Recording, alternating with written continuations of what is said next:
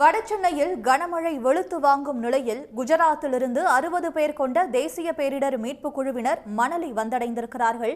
இது தொடர்பான கூடுதல் விவரங்களை தருகிறார் செய்தியாளர் மணிவர்மன். இப்ப தேசிய பேரிடர் மீட்பு குழுவினர் முதல் கட்டமாக என்னென்ன நடவடிக்கைகளை எடுத்திருக்கிறாங்க? ஏன்னா சென்னையில நேற்று இரவு முதலே கனமழை பெய்து வரக்கூடிய சூழல்ல குறிப்பாக மணலியில மட்டும் கடந்த 13 மணி நேரத்துல 19 சென்டிமீட்டர் மழை பதிவாகி இருக்கிறது. என்ன நடவடிக்கை எடுத்திருக்காங்க இதுவரைக்கும்? சென்னை, மணலி மற்றும் எண்ணூர் பகுதிகளில் அதிக கனமழை பெய்து வருகிறது. குறிப்பாக இந்த பகுதிகளிலிருந்து அதிக கனமழை பெய்து வரும் நிலையில் மக்களை பாதுகாத்து மக்களுக்கு எவ்வித பாதிப்பும் ஏற்படாத வகையில் இங்கு தேசிய பேரிடர் மேலாண்மை குழுவினர் இங்கு வந்தடைந்துள்ளனர்.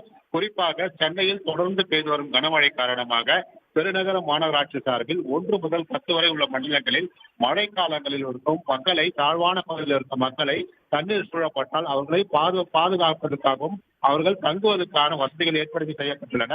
பள்ளிகள் மற்றும் தனியார் திருமண மண்டபங்கள், மேல்நிலைப் பள்ளிகள் போன்ற இடங்கள் எல்லாம் தேர்வு செய்து அங்கு மக்களை தங்க வைப்பதற்கான நடவடிக்கையில் ஈடுபட்டு வருகின்றன. குறிப்பாக முகாம்களில் தங்க வைக்கப்படும் மக்களுக்கு தேவையான வசதிகளையும் அவர்களுக்கு உணவு செய்வதற்கு உள்ள இடமும் தயார் நிலையில் உள்ளது. இந்நிலையில் மணலியில் முதல் கட்டமாக தேசிய பேரிடர் மேலாண்மை குழுவினர் வந்துள்ளனர்.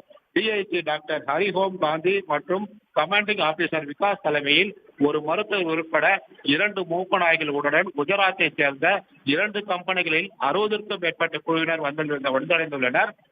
இவர்கள் மக்களுக்கு ஏதேனும் பாதிப்பு ஏற்பட்டுள்ளதா, மீட்பு பணிகளில் ஈடுபட வேண்டும் என்பதற்காகவே இவர்கள் ரோந்து பணியில் ஈடுபட்டு வருகின்றனர். குறிப்பாக மணலி பகுதிகளில் அதிக தாழ்வான பகுதி என்பதனால் மழை சூழும் நிலை உள்ளதனால் இந்த பகுதிகளில் மக்களை மீட்டு உடனடியாக நடவடிக்கைகள் எடுப்பதற்காக இவர்கள் தயார் நிலையில் உள்ளனர். குறிப்பாக இன்று மதிய வேளையில் இவர்கள் மணலி பகுதியில் வந்து முகாமிட்டுள்ளனர்.